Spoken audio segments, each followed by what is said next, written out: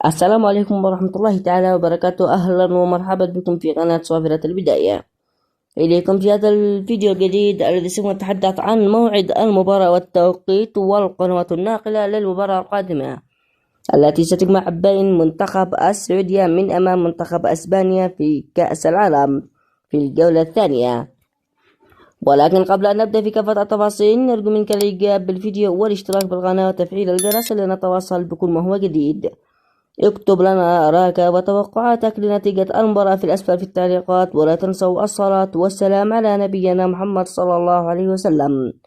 ستقام المباراة على ملعب مرسيدس بنز أرينا، وستقام المباراة بتاريخ الأحد الموافق 2026 شهر 6 يوم 21 في تمام الساعة 7 تماما مساء بتوقيت مكة. وبهذا قد نكون انتهينا من تفاصيل هذا اللقاء، وفي أمان الله.